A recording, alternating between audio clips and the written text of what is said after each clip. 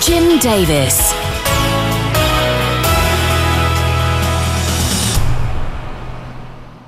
Gosh, where do we start?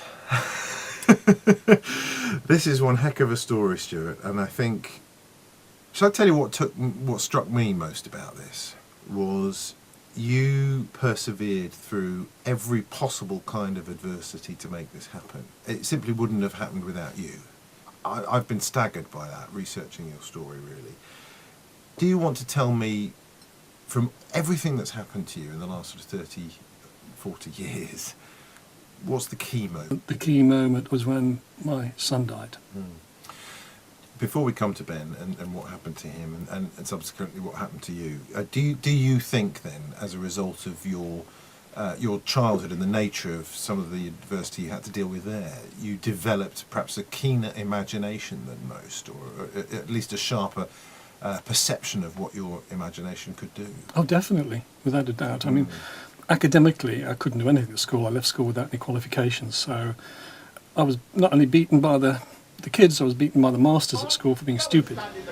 So I constantly had to live in a world where I felt safe, and it turned out to be a world of music in the end.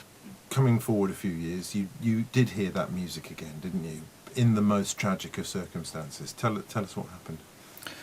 Well, by then I was a cook in a pub, and that was my aspiration. If I could dream about getting a job to be a cook, my God, what a wonderful thing that would be. So when I got to that level, I thought, wow, we made it in life. I was married and got a daughter, so everything was going on okay. Nothing spectacular, but okay. And then Ben was due to be born, but previous to Ben being born, I had a dream about him dying, and exactly the circumstances he would die. It was a terrible dream. But when I woke up from it, everything was all right, and even the nurse at the hospital said, don't worry about your wife, she's perfectly fine. But unfortunately, that night when I was cooking for a party of Christmas diners, Ben actually died, and excuse me a minute, because it wasn't just Ben dying. My wife nearly died as well, and I had to become mother and father to Emma, and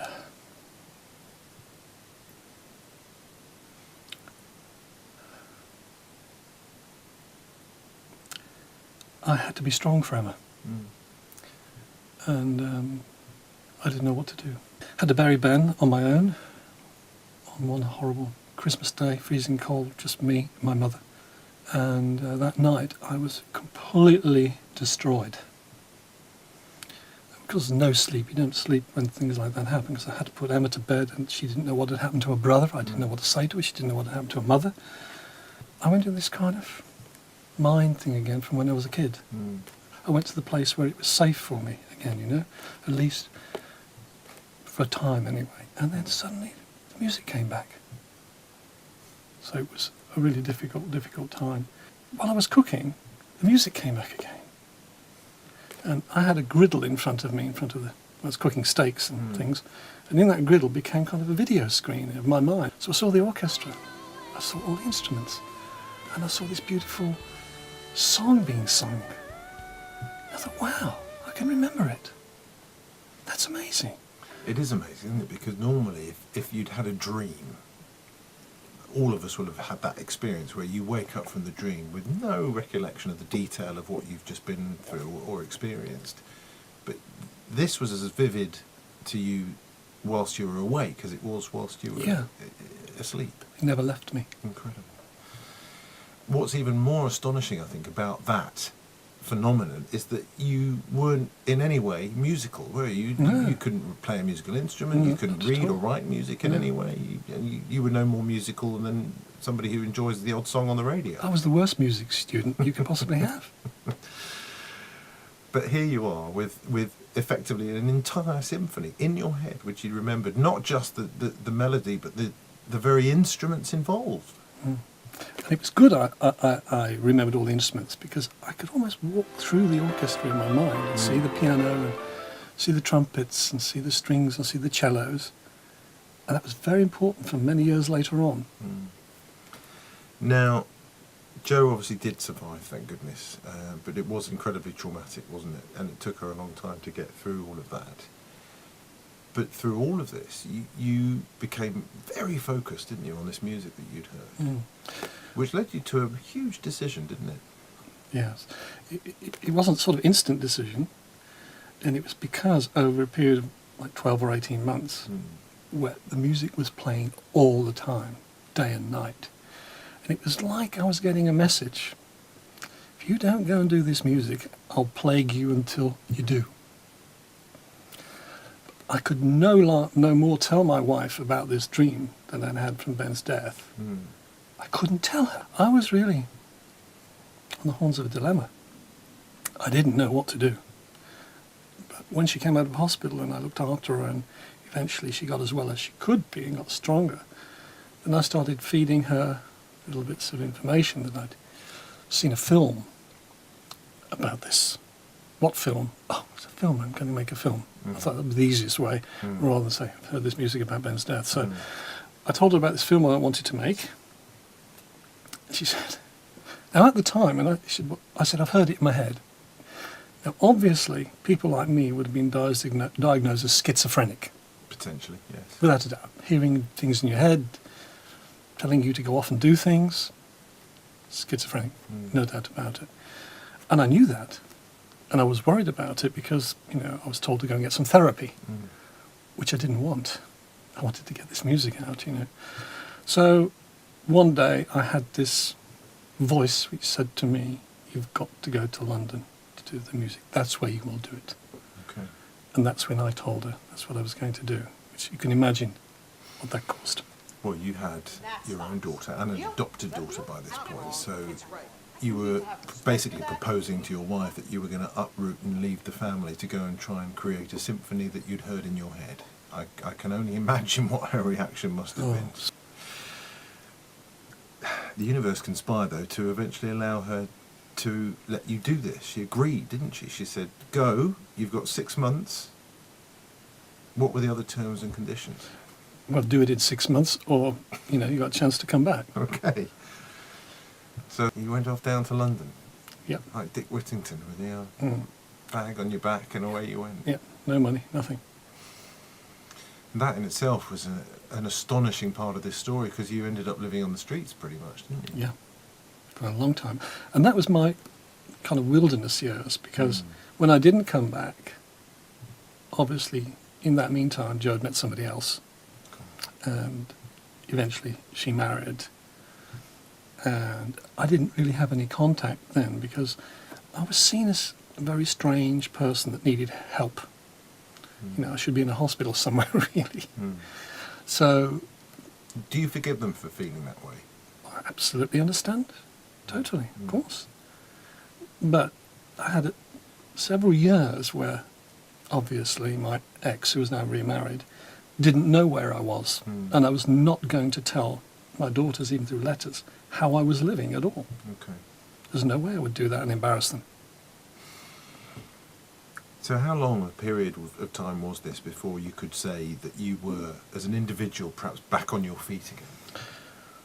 Wow. Early 90s, really. Just coming up. Early 90s, so that's 15 years on, isn't it, really? Yeah. So 15 years after you left home that day. And during that time, you had a couple of key encounters, didn't you?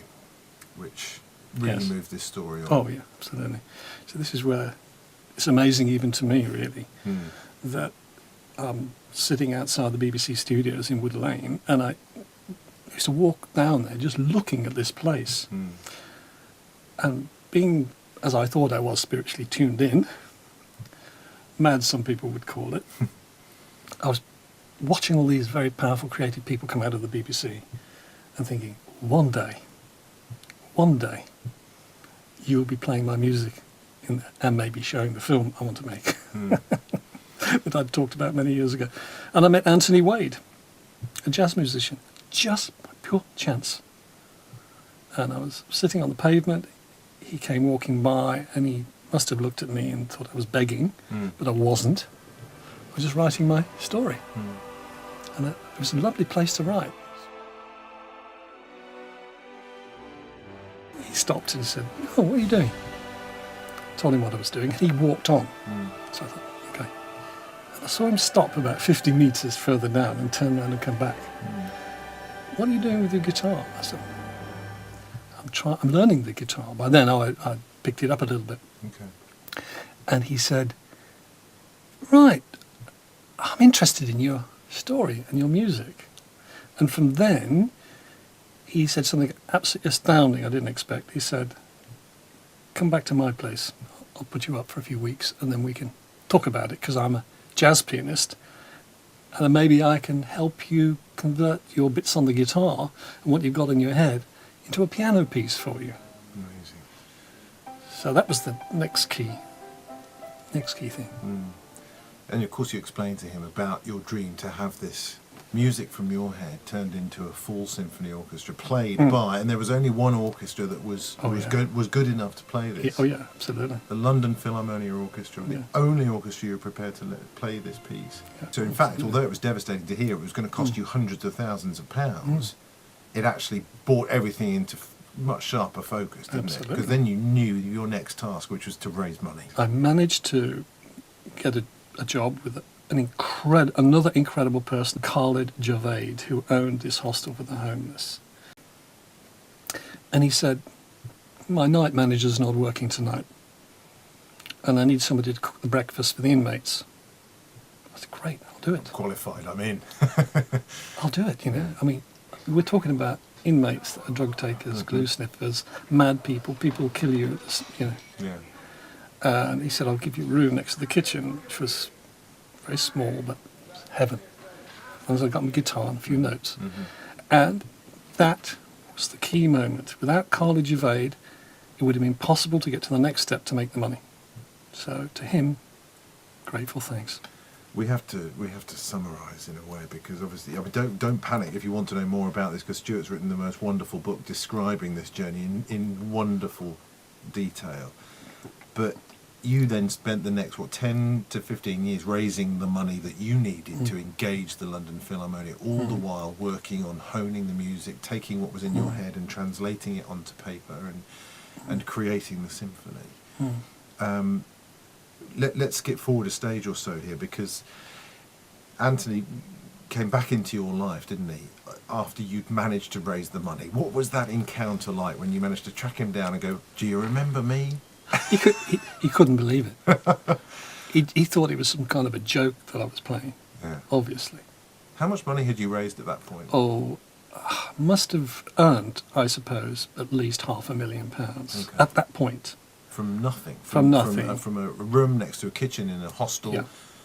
You'd spent all that time and you'd managed to get together about £500,000. I had to show him my bank statement, and he thought I'd forged it. I don't blame him. Can you blame him, really? At which point you could finally set the wheels in motion of engaging the London Philharmonic Orchestra. And naivety again, I thought, "Oh, that's great, we can have them next week." Took 5 years, Yeah. because first of all I made a demo with Anthony, and that took a couple of years to make a demo, working every day on it, because I got the money to pay him to do it, so he could concentrate on it.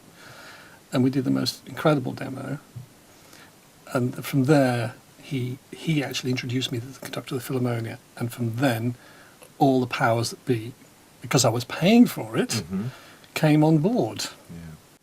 Let's jump forward to the point at Abbey Road Studios where you arrived. It was actually Whitfield Studios. Beg your pardon, in Whitfield London. Studios, that's right. You did go to Abbey Road. Yes, I didn't did. you? What were you doing there? Yeah, Remind me? I was doing some rehearsals, but That's right, the rehearsal. Yeah. Abbey Road. Okay, so London, Whitfield Studios, you arrive, the orchestra arrived, the instruments are there. How on earth were you feeling on that day? oh my God, you can't imagine. I actually didn't think I was there. I actually thought I'd gone back to the dream, and I was actually in the dream, and this was just part of the dream, you know. And until the end, where they started applauding, and I'm sitting at the side and think, wow, who are they applauding for? I thought they were applauding for the conductor, because Alan did a fantastic job. And Alan said, "Come over, this is for you." They've never given any composer in the world a standing ovation before.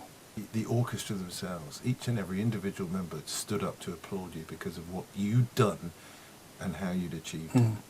From the Red Line in Market Harbour to the world stage. Stuart, it's an astonishing story. It really is. And congratulations on everything you've achieved.